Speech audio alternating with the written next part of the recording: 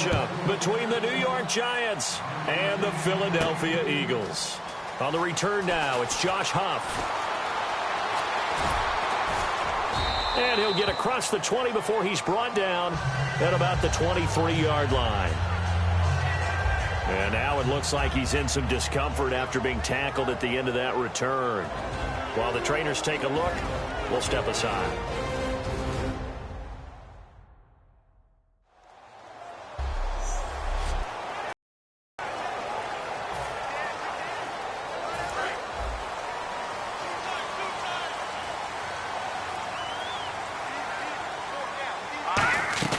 They go play action here on first down.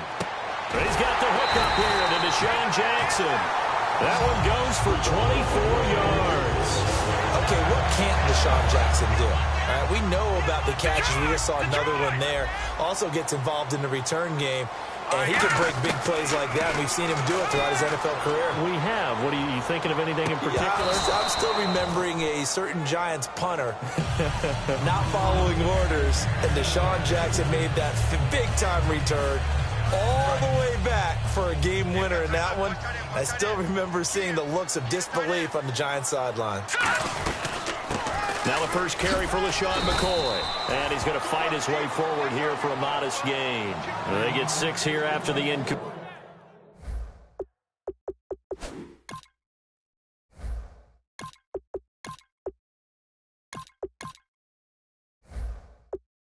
completion, and it'll leave them with a 3rd and 4. Looking to jam the receivers at the line here. Press coverage look defensively. They have 5 in the secondary now for the Giants on 3rd down. Back to throw. Looking to hit Matthews, but it's intercepted. Picked up by Janoris Jenkins. Certainly not how they envisioned ending their opening drive here in the first quarter. Too many ones in this play. First quarter, first drive, first interception thrown. And that last one, that hurts.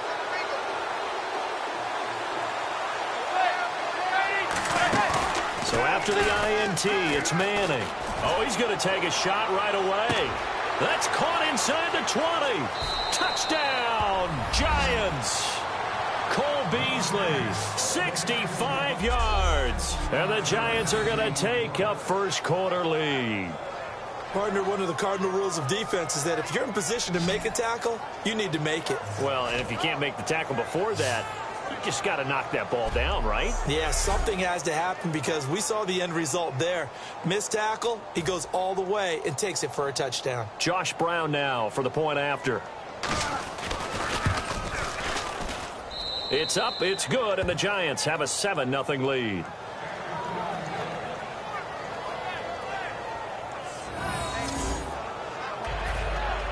Brown now to kick it away after the touchdown. This is taken at the 3. Solid return, pretty good field position. They'll start at the 32-yard line.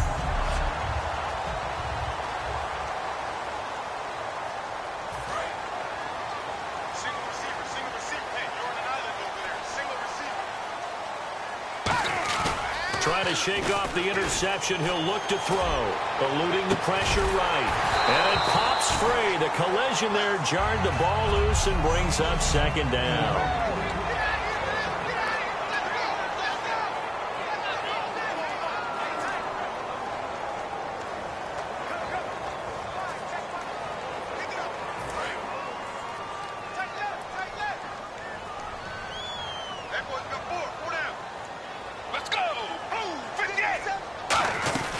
On 2nd down, it's McCoy. And he'll get this only up to about the 35. 2 yards on the carry there, and it's going to lead him to 3rd down. And this defense looks for one more stop here on 3rd after the run. Let's go! Now a shotgun snap as they'll look to throw. And he's got his man. That's Macklin. And he is down deep into Giant territory. It's a big play there for the Eagles. 57 yards. Terrific catch there by Jeremy Macklin. Harkens back to his days as a Missouri Tiger. But they used him almost like a wingback. You know, he would catch passes. They'd hand it to him on running plays. You can see that great ability once the ball's in his hands. Yeah, so great in space. And a two-time All-American back in those days as a Tiger at Missouri. He was trying to get it to Zach Ertz that time.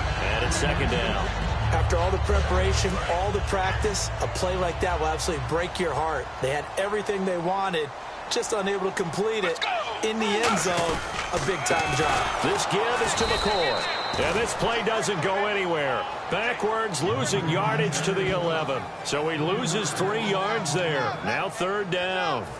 On goal-to-goal runs, when you create lost yardage plays, the only way that happens is either call pressure or what I like to call straight-ahead pursuit. A great read, and they get to the backfield and make the play. And that was a big chunk of yardage lost. A missed opportunity for an interception would have killed off a drive. They had a chance there to finish things off. Didn't get it done. I guess that's why a lot of those guys do not play offense. Throwing now is Wentz. And all the gamble fails. It's incomplete. Well, there's two sides here. I guess you could pinpoint and look at the offense and say, oh, man, what a disaster. Hey, the defense, though, they came through. Preparation's the key to everything, and when you're on the defensive side of the ball and in special teams meetings, you prepare for plays like this, and in this case, they were actually able to win it. Credit him with a 1-yard gain there to make it 2nd and 9. Speaking of Jennings, he and Paul Perkins each got 11 carries, neither with much success against Philadelphia, but a little bit of a tandem going on right now in the Giants' backfield. A typical NFL backfield, division of labor, share the load, but I would suggest that with Paul Perkins, more touches. He's one of those high-volume guys that as the game goes on, he gets better and better. By the fourth quarter, he tends to break out. So many times you hear today's NFL described as a space game. Get your best players into space with the football in their hands. That's why sometimes you just swing it out to your runner, get him out in the flat, and let him have a chance to make people miss an open field. Here's Jennings. And a short pickup there as he'll take this up to right around the 20. Just a 2-yard pickup, and that should necessitate a call for the punt team here on 4th down. When a good play is made on defense, oftentimes leverage is the key to everything. Defensive line not getting turned, all the other guys making sure they're in the right spot, and on that play, they were able to stop them short of a first down.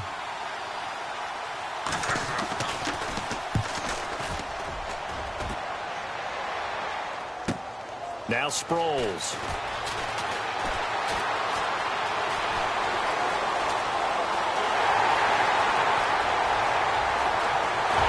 And he takes it all away, but there is laundry on the field. A flag is down, and I think this one's coming back. I agree.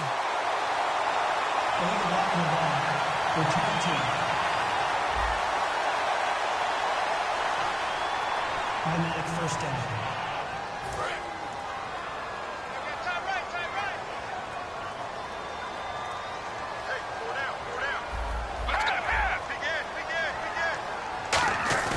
Now a play fake here on first down.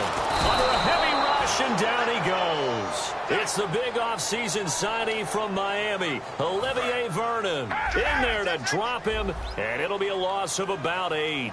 Sometimes I watch games and wonder why they use play fakes on certain passing situations because it's not going to fool anyone. I don't know if that was the case here, but the end result was the same. No one fooled. Quarterback was hit. They give him a gain of 37. A great job pulling that one in from a guy, as we know, who can really blaze. He's got a lot of speed. And that speed can work for him so many different ways. Sometimes he just takes off and goes and just runs past people. Sometimes you get people to back off so far that you can catch everything underneath. But still, at some point in the game, you probably have to make some contested catches, right? Sometimes you have to go up and beat a defender for the football.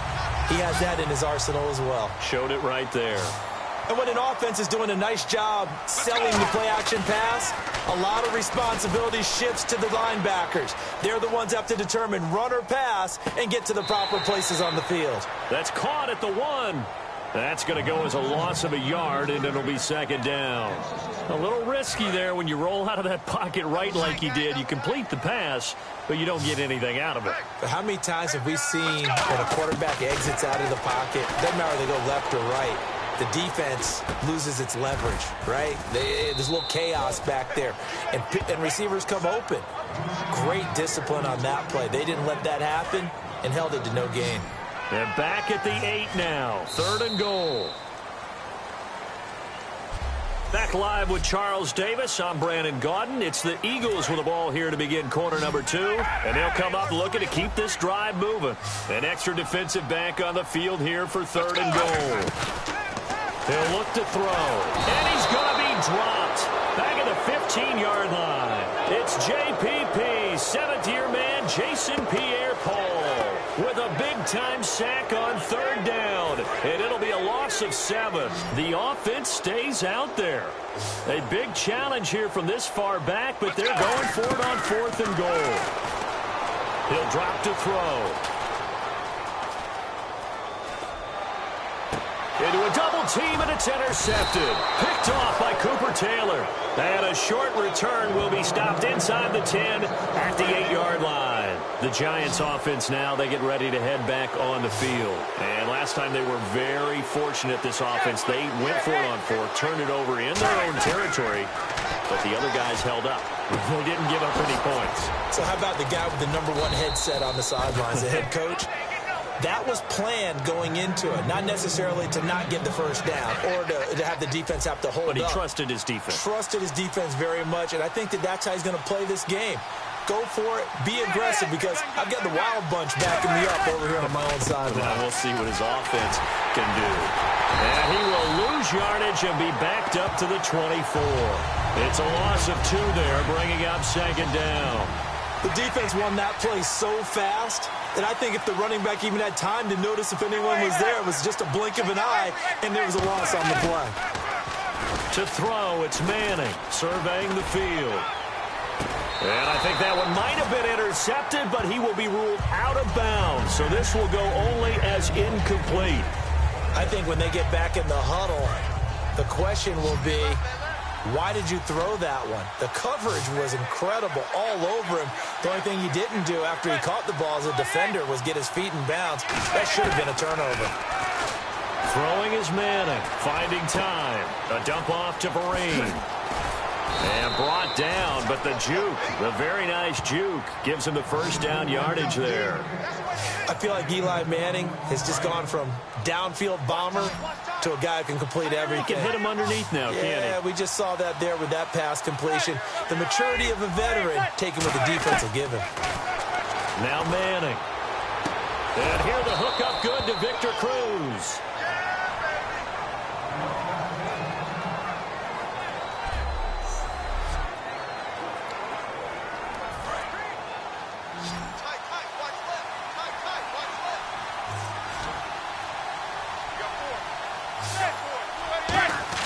Manning now on 1st down.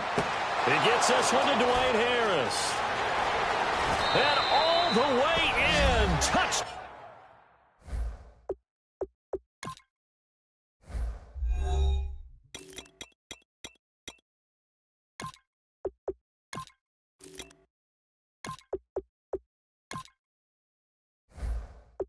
Down, New York.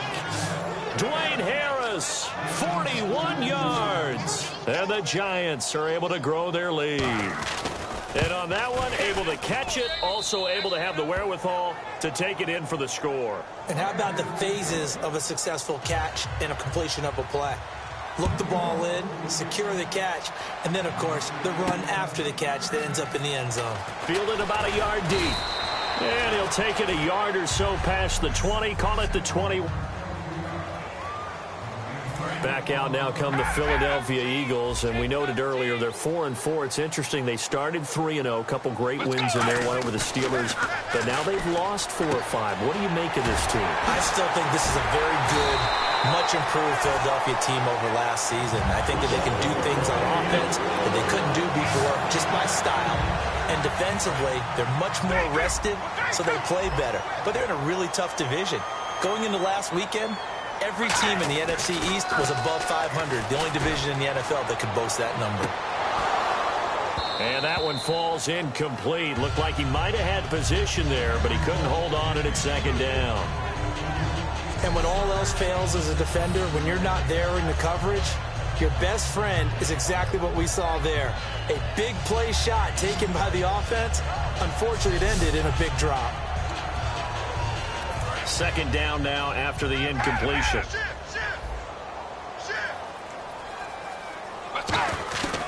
Now they'll throw here out of the gun. He's going to go up top again. This is caught inside the 15. A big play there for Philly. And even 40 yards. The last drive he threw the pick, but he's not shy. He's going downfield again there. And you can't be, because if you back off after throwing an interception, your whole game plan just goes right out the window, and it makes things easier for a defense. And you and I both know there's a quarterback in this league that's any good that doesn't. And this is caught. Touchdown, Philadelphia. Deshaun Jackson, an 11-yard touchdown.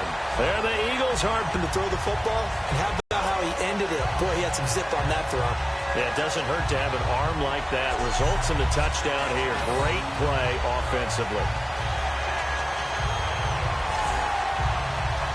Caleb Sturgis now for the point after.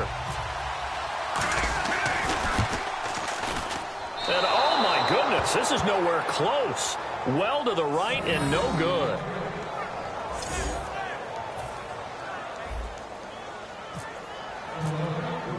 Now after the touchdown, it's Sturgis to send it away. The return comes from Orleans Darkwa. And he'll take it past the 25 and up to the 28-yard line.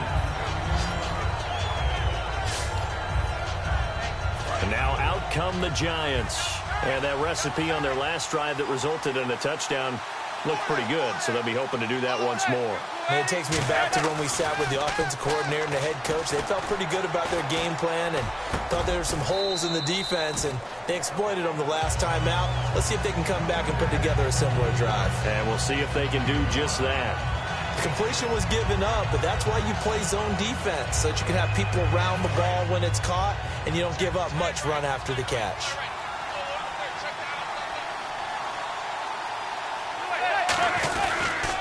This is Jennings.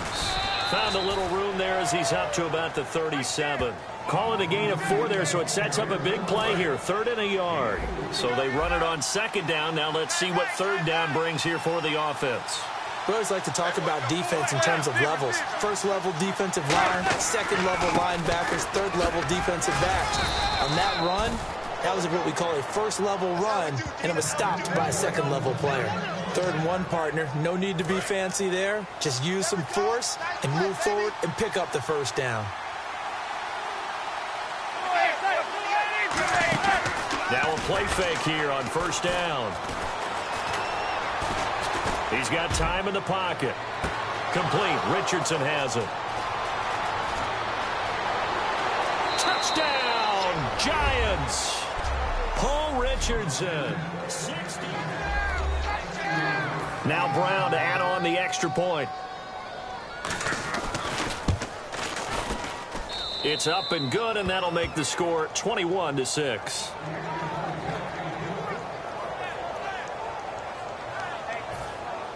Brown now to kick it away after the touchdown. This fielded at the 2. And he'll take this across the 25. Couple extra yards up to the 27-yard line. The Eagles coming out as they get ready. And they're hoping to capture some of that magic they had last time out when they were able to put together a scoring drive. But they're still down here, Charles. Not the major concern, though, because of what you talked about. And got his man complete. A gain of 32 that time. And quickly, they get to the line. Let's go! They'll look to throw here on 1st down. Flush to his right. And he's going to get this inside the 30. Give him 12 yards on that one. It earns him a fresh set of downs. Partner, as a quarterback, sometimes you just got to know when the clock has gone off in your head, it's time to go. Tuck it and get all you can. They'll look to throw now on 1st down. Oh, battle for it here, and this will be caught.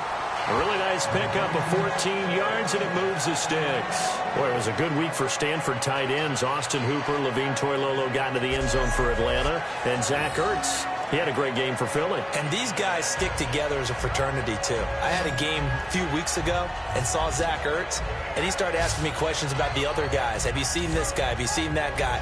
Amazingly enough, they were all Stanford tight ends. They stick together really well, and they play well, too. From the red zone now, they'll look to throw. And that's going to be caught for an Eagles touchdown.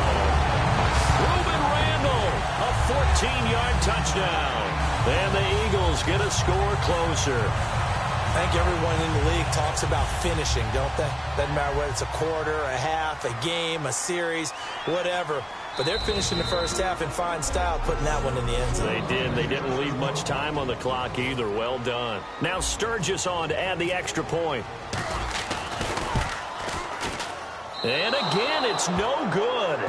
A few boo birds coming out as he's missed his second extra point here in the first half.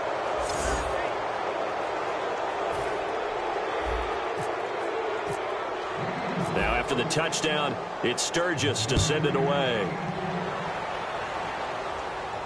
That'll be taken in the end zone. And he won't return this one. He'll go down to a knee, and they'll start at the 25. Eli Manning and company getting set here as they head back onto the field. And how about the start so far, Charles? 3 first-half touchdown passes. And that's how you generate excitement on a team. Keep your offense moving at a really high level. And it's also how you establish leadership, by playing that well. 3 touchdown passes, that's the way to lead. Now he's just now hold everything here. We're going to get a timeout by the offense. So the offensive unit called the TO, and now we are ready to resume play.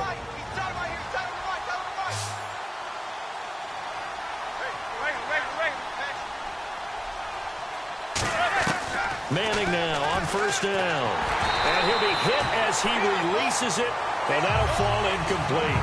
Partner, we're about halfway through the NFL season now, and I'm thinking for the second half, look at the NFC North and keep an eye on Detroit trying to make a move in that division. Well, that's interesting. Who else do you have your eye on? Well, I'm also taking a look at the NFC South, and we thought Atlanta would run away from it from the early part of the season, but keep a hard eye on New Orleans. They have been hot, have won 4 out of the last 5, but let's face it, the story the whole league is watching is in Dallas, in Big D, where Dak Prescott's been incredible as a rookie quarterback, but Tony Romo's getting healthy.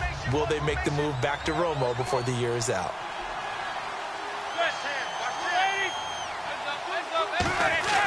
Throwing is Manning on third down. Going left side, and he's got